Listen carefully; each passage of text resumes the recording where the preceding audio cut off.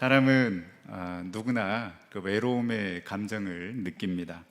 친한 사람들을 만나서 밥도 먹고 또 차도 마시면서 즐겁게 수다를 떨었건만 정작 집에 와서 혼자 있으면 또 외로움을 느낄 때가 종종 있습니다. 많은 사람들이 언제 외로움을 느끼는가? 대부분 나 혼자 있다라는 그런 생각이 들 때, 그리고 나는 힘들고 외로운데 아무도 나와 함께 해주는 사람이 없더라고 느낄 때, 그리고 또 내가 선뜻 연락해서 내 이야기를 들어줄 사람이 없더라고 생각할 때 외로움을 더 크게 느낀다고 합니다.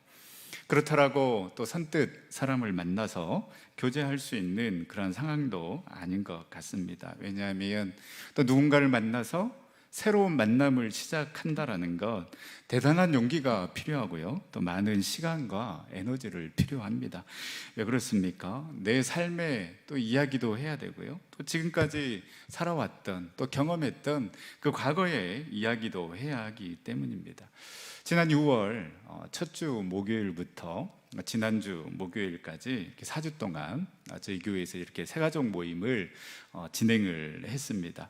지난 목요일 날 이제 마지막 시간을 가졌고요, 이제 다음 주에 이 시간에 이제 수료식을 가질 예정인데요, 이분들의 모임이 참 귀합니다.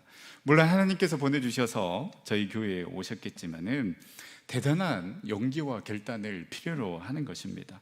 그냥 조용히 신앙생활을 할 수도 있었겠지만은 그 생각을 깨고 등록을 했습니다. 그리고 또 이 새가족 모임에 나와서 내 삶에 대해서 또 내 가정에 대해서 모든 것은 아니다 할지라도 그래도 어느 정도는 나 자신을 공개하고 또 내가 어떠한 삶을 살았는지 이야기를 합니다. 쉬운 것 같지만 대단히 어려운 것이기에 이 모임이 너무나도 귀하고요, 우리는 마음껏 축복해주고 또 이들이 잘 적응할 수 있도록 우리는 최선을 다해야 하는 것입니다. 이러한 가정들이 힘들기도 하고 또 이 관계 맺는 것들이 귀찮기도 하기 때문에 요즘 이 새로운 관계가 등장하는데요, 여러분 혹시 랜선 이모, 랜선 집사라는 말을 들어보셨습니까? 이 김혜남 정신분석 전문의가 쓴 당신과 나 사이라는 그런 책에 나오는 내용인데요, 이 랜선 이모는 인터넷 네트워크를 연결하는 케이블인 랜선과 이모가 합쳐져서 만들어진 말입니다. SNS나 유튜브 또 블로그 등에 공개된 이 남의 집 아이를 보면서, 귀엽고 예쁜 아이를 보면서 마치 내 조카인 듯 아끼는 사람들을 가리키는데요, 실제 본 적은 한 번도 없지만은 그러나 텔레비전이나 SNS를 통해서 알게 된 그 귀여운 아이의 일상과 온라인상에서 그 아이의 일상을 온라인상에서 지속적으로 챙겨보며 팬처럼 그 열렬한 지지와 사랑을 쏟아붓습니다. 이 가상의 이모의 역할을 하는 것이죠. 실제 이모가 이 현실의 조카를 만나려면 시간과 에너지가 필요합니다. 그리고 돈도 써야 하지만은 이 랜선 이모는 돌볼 필요도 없고 희생할 필요도 없습니다. 내가 그냥 보고 싶을 때 들어가서 그 아이의 귀여운 모습, 예쁜 모습을 보면서 위로를 받으면 되는 것입니다. 저도 이 슈퍼맨이 돌아왔다에 나오는 이 벤틀리를 참 좋아합니다. 그게 어떻게 그렇게 귀여운지 자주 보게 되는데요, 그러나 실제 본 적은 한 번도 없습니다. 그런데 너무나도 친근해요. 그래서 제가 이렇게 벤틀리를 보면서 제 아내에게 살짝 이렇게 묻습니다. 농담으로 우리도 한 명 저런 아들 낳을까? 라고 이렇게 물어보면 본전도 못 찾는 경우가 굉장히 많이 있습니다. 농담으로라도 그런 말 하지 말라는 것이죠. 이 랜선 집사는 이 자신이 고양이를 키우지 않지만은 이 다른 사람이 키우는 그 고양이 사진과 동영상을 보면서 귀여워하는 네티즌들을 가리킵니다. 이 고양이 키우는 사람을 집사라고 이렇게 부르는데요, 여기에서 파생된 말입니다. 요즘 각 가정에서 아마 많은 반려동물을 많이들 키우시는데요, 이 좋기도 하지만은 또 손도 많이 가지 않습니까? 그런데 이 랜선 집사는 그런 고민을 할 필요가 없습니다.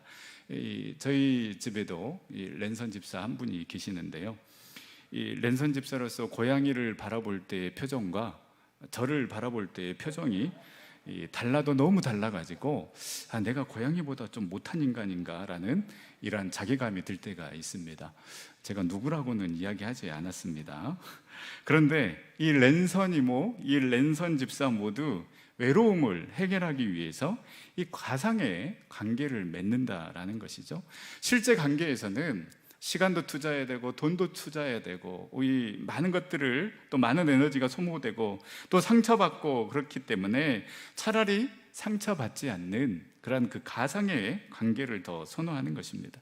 이렇듯 관계를 맺지 않고 피하면서 오히려 랜선으로 관계를 맺는다는 것, 이것은 이 관계 맺는 것이 쉽지 않다라는 것이고요. 또 진실한 관계를 맺지 못하니 그래서 외로운 것이고, 또 외롭다라는 것은 누군가 기댈 사람이 없다라는 것 아니겠습니까? 나오미와 룻도 마찬가지입니다. 그들이 모압으로 건너간 지 10년 후에 다시 이제 베들레헴으로 돌아왔을 때에 이들을 향한 시선은 너무나도 차가웠습니다. 아마도 이런 비아냥거림들이 가득했을 것입니다. 큰 소리 치면서 떠나더니만 이 빈털터리로 돌아왔구만. 그런 거 보면 분명히 저 가정은 하나님께 벌을 받은 가정일 거야. 며느리도 모함 여자라는데 저 여자들이랑 어울리면 우리도 부정 타서 안 좋은 일들이 일어날 거야. 아무튼 멀리하는 게 좋겠어. 이런 말들이 이렇게 흘러 들어가지 않았겠습니까? 이들이 뭔가 정상적인 관계를 맺으며 살아가는 거 쉽지 않아 보였습니다. 그래서 이들이 할 수 있는 그 마지막, 그것은 이삭을 줍는 것이었습니다.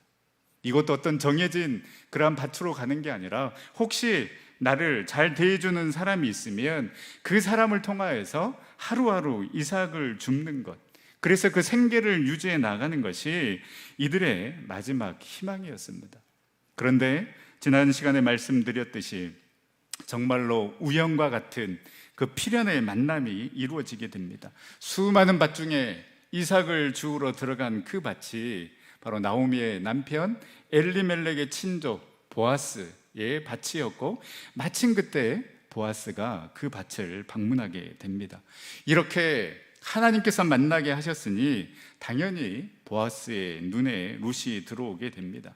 사실 10여 년 동안 흉년이 들었다가 이제 겨우 보리추수를 시작하게 되었다라면 당연히 주인이라면 그 하인들에게 이러한 질문을 해야 되지 않겠습니까? 오늘은 얼마나 추수가 됐느냐? 올해 어떻게 많은 열매들, 많은 그 양들을 추수할 수 있겠느냐라고 이렇게 물어보는 게 당연한 것 아니겠습니까? 그런데 보아스는 얼마나 많은 보리를 베었는지 묻지 아니하고 이삭을 줍고 있는 한 가난한 여인에게 관심을 갖습니다. 그래서 5절 말씀에 보면 이 소년이 누구냐? 라고 이렇게 물으니 이 보아스의 질문에 사환이 이렇게 대답을 합니다. 6절 7절 말씀에 보면 나오미와 함께 이 모압 지방에서 온 여인인데 이 이삭을 줍도록 허락해 주었더니 잠깐 쉬었을 뿐 아침부터 저녁까지 저렇게 서 있다라고 이렇게 이야기를 합니다. 긍정적인 평가이면서 저 여인이 저렇게 열심히 일하고 있는 것은 홀로 된 시어머니를 위해서라는 것임을 모두가 알고 인정하고 있는 것입니다. 사실 이스라엘 백성들은 이방 민족에 대해서 굉장히 배타적인 그러한 민족입니다. 그리고 특히 이방 여인에 대한 심한 거부감을 가지고 있었습니다. 그런데 룻의 모습을 보니, 즉 그 시어머니를 극진히 사랑하고 생각하는, 그리고 그 마음과 또 성실히 일하는 그 모습을 보니 모함 여인이지만 그 모든 증오와 편견을 깨고 룻에 대해서 좋게 이야기할 수밖에 없었던 것입니다. 그래서 보아스도 이 룻에게 은혜를 베푸는데요, 우리 8절 9절 말씀을 우리 다 같이 다시 한번 읽어보도록 하겠습니다. 보아스가 룻에게 이르되 따라 들으라. 이삭을 주우러 다른 밭으로 가지 말며 여기서 떠나지 말고 나의 소녀들과 함께 있으라. 그들이 베는 밭을 보고 그들을 따르라. 내가 그 소년들에게 명령하여 너를 건드리지 말라 하였느니라. 목이 마르거든 그릇에 가서 소년들이 기러온 것을 마실지니라 하는지라.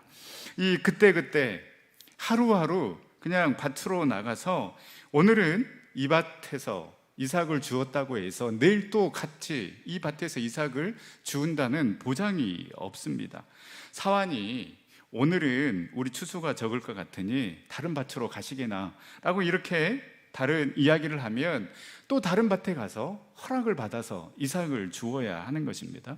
이삭을 줍는 사람에게 이삭을 줍도록 허락해 주는 것만으로도 굉장히 감사한 일인데, 이러한 방금 우리가 8절 9절 말씀에 읽었던 이 조건을 내가 걸었다라는 것은 정말로 이 정규직에 준하는 그런 파격적인 계약 조건이라고 할 수 있습니다. 이 고정적인 월급뿐만 아니라 이 복지 수준도 최고의 수준으로 이 약속을 하게 됩니다.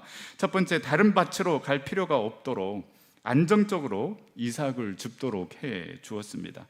집에서 나올 때 오늘은 어디 밭으로 가야 하나 고민할 필요 없이 안전하게 안정적으로 출근할 직장이 생겼다라는 것입니다. 그리고 이 두 번째, 세 번째 파격적인 복지 수준인데요, 이삭을 줍는 이 젊은 여인에게 가장 위험한 것은 겁탈당하는 것이었습니다. 그런데 이 소년들에게 명하여서 절대 저 여인 룻을 건들지 말라고 이야기를 한 것입니다. 여러분, 아무리 많은 월급을 준다 해도 이 성추행이나 성폭력과 같은 추악한 일이 번번이 일어나는 곳이라면 어느 누가 그 직장을 다니고 싶어 하겠습니까? 그런데 그 범죄를 완전히 차단시켜 버렸습니다. 룻에게 있어서는 최고의 안정된 직장이라고 할 수 있습니다. 세 번째는 목이 마르거든 그 그릇에 가서 소년들이 길러온 것을 마시라고 이야기를 합니다. 이 물이 귀한 나라에서 마음껏 물을 마실 수 있도록 하게 한 것입니다. 이 직원들만 들어가는 식당에 들어가서 마음껏 먹고 마시라는 프리패스 자격을 부여한 것입니다. 아마 요즘 같은 시대였으면 분명히 특혜 시비가 일어났을 것입니다. 아마 직원 중 누구는 이 공정성에 문제가 있다라고 해서 검찰에 고발을 했을 것입니다. 나는 정말로 그 비정규직을 거쳐서 어렵게 정규직이 됐는데 이 이방 여인이 와가지고 우리가 받는 그런 혜택을 똑같이 받는 겁니다. 그러면 얼마나 열이 받겠습니까? 이거는 공정성에 문제가 있다, 우리 사장에 문제가 있다라고 아마 분명히 검찰에 고발을 했을 것이며, 이 사장인 보아스와 이 룻이라는 이 알바생과의 관계가 뭔가 이상하다, 그러지 않고서야 이런 특혜를 베풀 리가 없다라고 언론에 제보를 했을 만한 특혜 중에 특혜라고 할 수 있습니다. 그러나 여러분, 이 보아스의 특혜는 특혜가 아니라 관심이요, 사랑이요, 배려라고 할 수 있습니다. 누구의 청탁에 의해서 이렇게 한 것도 아니요, 자발적으로 정말로 그 여인을 바라보니 불쌍히 여기는 마음으로 다가간 것이라고 할 수 있습니다. 물론 보아스가 룻에게 특별한 관심과 사랑을 베푼 것은 하나님께서 주신 마음이요, 또 하나님께서 그 적당한 타이밍에 룻을 만나게 하셔서 룻을 돌보도록 한 그 하나님의 큰 그림이었을 것입니다. 보아스는 신실한 신앙인임에 틀림이 없습니다. 4절 말씀에 보면 보아스는 자기 밭에서 보리베는 자들에게 여호와께서 너희와 함께 하시기를 원하노라 라고 이렇게 축복을 하고요, 또 이들 또한 이 하인들이 보아스에게 여호와께서 당신에게 복 주시기를 원합니다 라고 축복하는 장면이 나옵니다. 그리고 또 12절에도 여호와 하나님의 이름으로 룻을 진심으로 축복해주는 그런 장면이 기록되어 있습니다. 여러분, 신앙이 좋다고 해서, 교회 생활, 믿음 생활 잘한다고 해서 다 이웃을 사랑으로 대하고 그 언행과 행실이 모든 사람들에게 본이 되는 삶을 살아가는 것은 아닙니다. 이것이 참 안타까운 일입니다. 왜 교회가 손가락질을 받고 왜 기독교인들이 기독교인이라는 그런 비난을 받습니까? 교회를 다닌다고는 다니는데, 예수를 믿는다고는 믿는데 정작 세상 사람들과 똑같은, 아니면 어찌 보면 그보다 더한 모습들을 하고 있기 때문이지 않겠습니까? 그만큼 우리의 언행이, 그리고 삶에서의 모습이 그 세상 사람들에게 감동을 주지 못하고 그 예수 그리스도의 향기를 드러내지 못하고 있다는 것 아니겠습니까? 왜 이런 일이 일어나게 됩니까? 결국 우리의 믿음과 삶이 철저하게 분리돼 버린 그러한 이분법적인 그러한 삶을 살아가고 있기 때문입니다. 교회에서 예배드리는 것은 종교인으로서 할 일이고, 나머지 삶에서는 그러한 세상적인 방법대로 살아가야 성공하고, 그래야지만 내가 원하는 목표를 이룰 수 있고, 철저하게 신앙과 삶이, 믿음과 삶이 분리되는 삶을 살아가고 있기 때문입니다. 보아스는 룻에게 정말로 따뜻한 언어, 축복의 언어로 다가갔을 뿐만 아니라 세 가지 파격적인 호의와 사랑을 베풀면서 말뿐만 아니라 행함으로 그 하나님의 사랑을 몸소 보여주었고 실천했던 사람이 바로 보아스였습니다. 보아스는 한마디로 믿음과 삶이, 신앙과 삶이 분리된 삶이 아니라 정말 삶 속에서 그의 모든 것들을 통하여서 그 하나님의 은혜와 사랑, 그 하나님의 향기를 드러냈던 사람이 바로 보아스의 삶이었던 것입니다.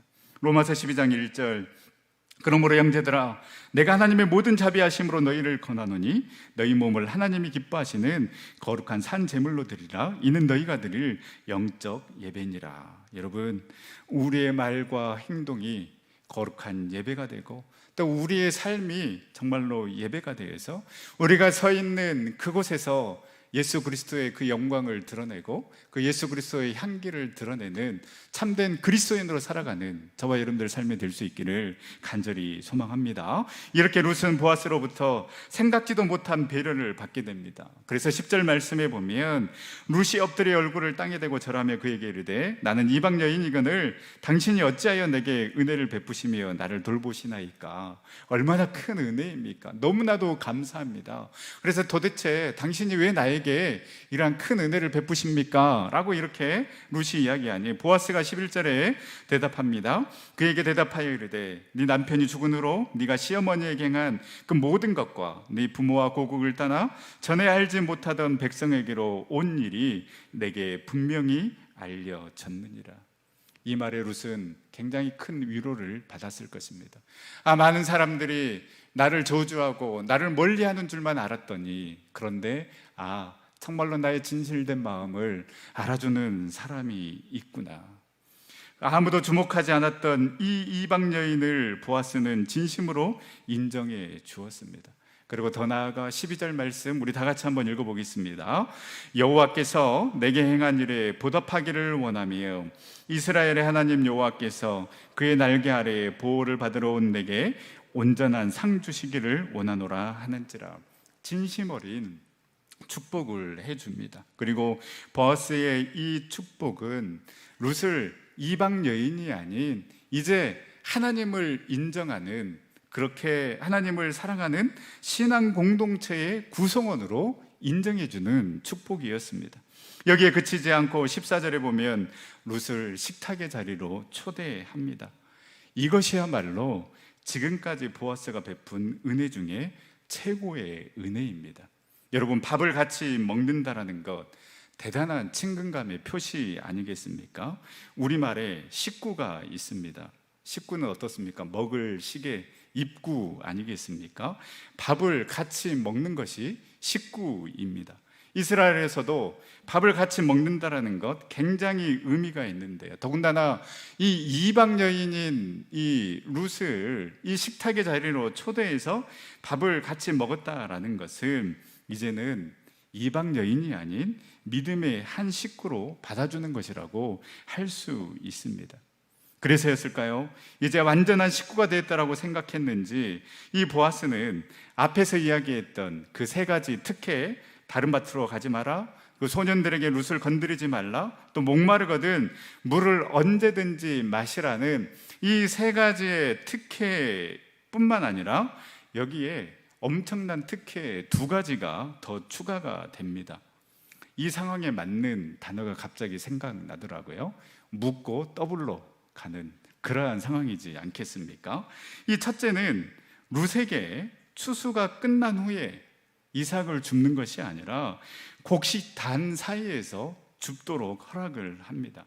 본래 이삭을 줍는 것은 이 다 추수가 끝난, 수확이 끝난 밭에서 이삭을 줍는 것입니다. 그런데 보리를 베고 있는 그 곡식단 사이에서 이삭을 줍도록 허락한 것입니다. 두 번째는 더 파격입니다. 아예 곡식단에서 다발을 조금씩 뽑아버리라는 것입니다. 그러면 당연히 룻이 이삭을 줍는 양이 늘어나게 될 것입니다. 이제는 이방 여인이 아닌 이스라엘 공동체로, 이스라엘 신앙 공동체의 모습으로 온전히 들어와서 생활해 갈 수 있도록 배려해 준 것이라고 할 수 있습니다.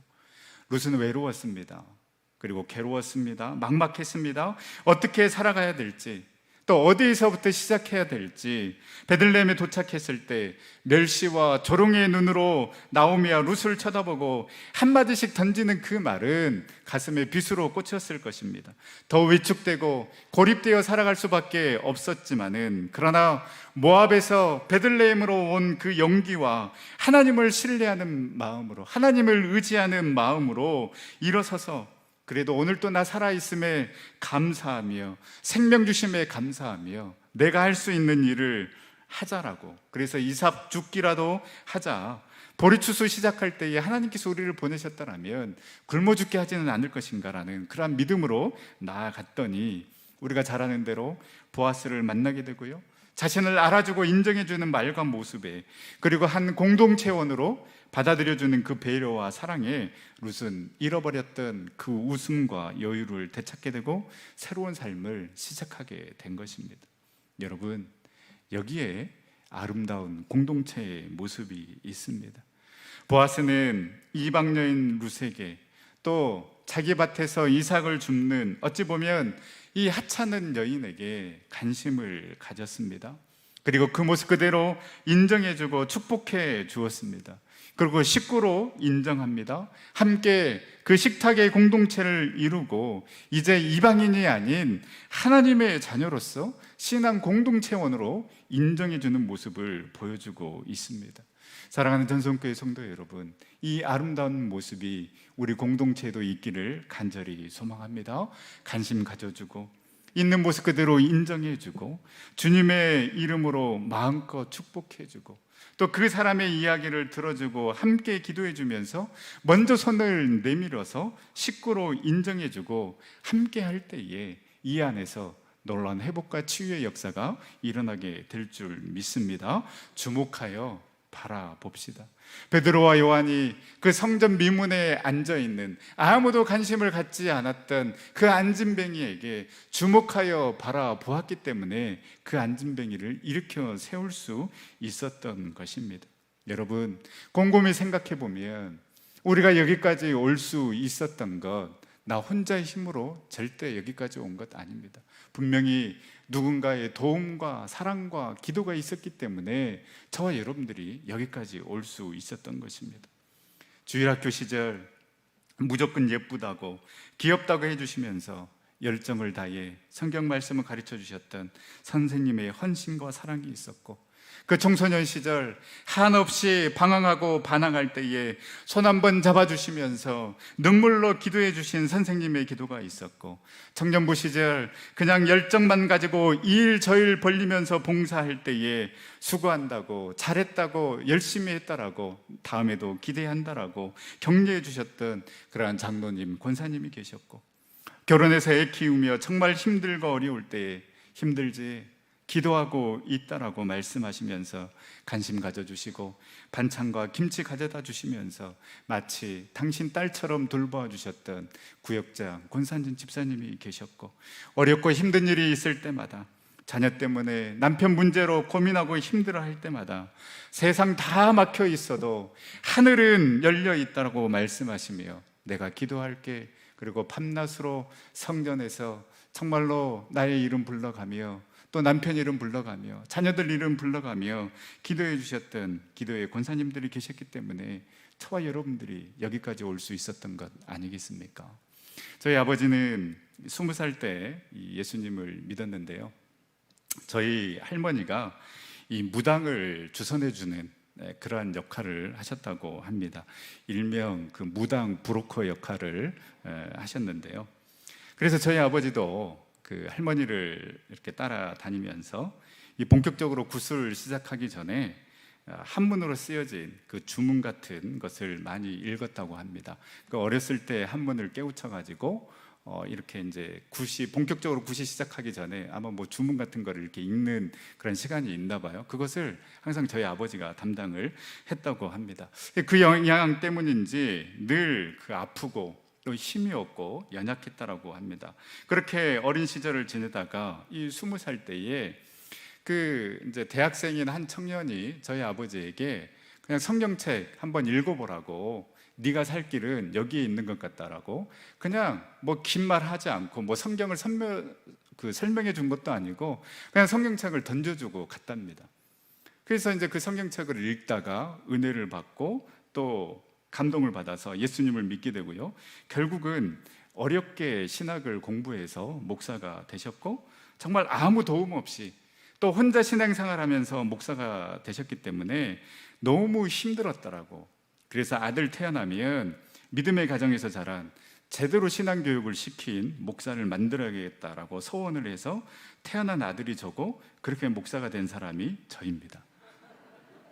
당신이 힘드셨다라면 당신이 목사 된 것으로 만족하셨으면 될 텐데 무슨 생각으로 아들이 태어나면 목사로 바치겠다라는 기도를 저한테 물어보지도 않고 하셔가지고 제가 여기까지 온 것 아니겠습니까? 지금도 저희 아버지는요, 저희 아버지에게 그 성경책을 건네준 그분을 기억하고 감사하고 있습니다.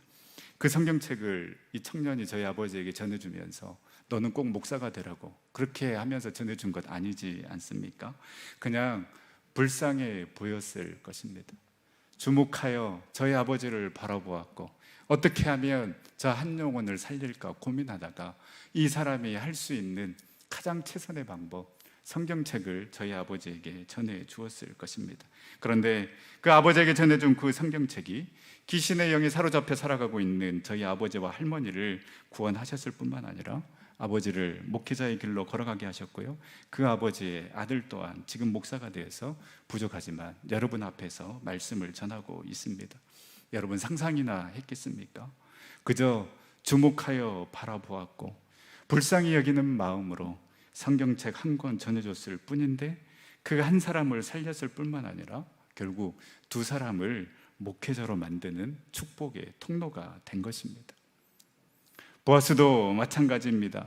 룻에 대한 그 관심과 사랑이 결국 보아스와 룻은 다윗 왕의 조상이 되고 그것이 흘러서 예수님까지 이어지는 예수님의 조상이 되는 그러한 축복을 누리게 된 것입니다. 상상이나 했겠습니까? 보아스와 룻이 한 가정을 이루고 그리고 다윗 왕의 조상이 되고 예수님의 조상이 되는 그 축복을 누리게 될 줄. 여러분, 사소한 그 관심과 사랑, 그리고 그 위로와 격려의 한마디, 그리고 손 한번 잡아주면서 내가 기도하고 있다라고 힘내라고 그 축복의 언어, 그 격려의 언어가 나도 살릴 뿐만 아니라 또 우리 옆에 있는 성도를 살리고 우리 공동체를 살리게 되는 줄 여러분 믿으시기를 바랍니다. 이제 우리도 이러한 공동체에서 정말 서로 주목하여 바라보며 함께 들어주고 함께 울어주고 함께 축복해주는 그런 귀한 공동체가 될 수 있기를 간절히 소망합니다. 결국 보아스를 통하여서 보여준 이 사랑과 헌신은 예수님의 사랑과 헌신을 생각하게 합니다. 실제 보아스는 예수님의 조상입니다. 룻에게 보여주었던 그 보아스와의 사랑이 우리를 향한 예수님의 사랑임을 여러분 믿으시기를 바랍니다. 보아스가 룻을 주목하여 바라보았던 것처럼 예수님은 저와 여러분들을 계속해서 주목하여 바라보고 계시는 줄 여러분 믿으시기를 바랍니다. 보아스가 룻을 외면치 아니하고 관심과 사랑으로 먼저 다가가셨던 것처럼 예수님께서도 결코 저와 여러분들을 외면치 아니하시고 지금 이 순간에도 먼저 다가오시는 그러한 주님이심을 여러분 믿으시기를 바랍니다. 보아스가 룻에게 내 딸아 들으라 말했던 것처럼 예수님도 우리에게 내 사랑하는 아들아, 내 사랑하는 딸아라고 말씀하시면서 늘 우리의 이름을 불러주시며 우리를 위로하여 주시는 분이심을 여러분 믿으시기를 바랍니다. 보아스가 룻을 그 식탁의 자리로 초대하였던 것처럼 예수님 또한 저와 여러분들을 정말로 그 당신의 식탁으로 늘 초대하여서 그 생명의 양식을 먹으라고, 네가 살릴 수 있는, 네가 살아나는 방법이 여기에 있다라고 늘 그 거룩한 식탁의 초대로 저와 여러분들을 인도하여 주시는 분이심을 여러분 믿으시기를 바랍니다. 보아스가 룻에게 내 밭에 거하라고, 내가 너를 지켜줄 것이다라고 이야기했던 것처럼 예수님 또한 암탉이 병아리를 품듯 우리를 품어주시고 당신의 날개 아래 우리를 지켜주시고 보호해 주시는 그런 분이심을 여러분 믿으시기를 바랍니다. 이 놀라운 그 예수님의 은혜와 사랑이 우리 모든 전생의 식구들 가운데 임하여서 주님께서 주시는 그 힘과 능력으로 살아가는 저와 여러분들 삶이 될 수 있기를 간절히 소망합니다. 기도하겠습니다.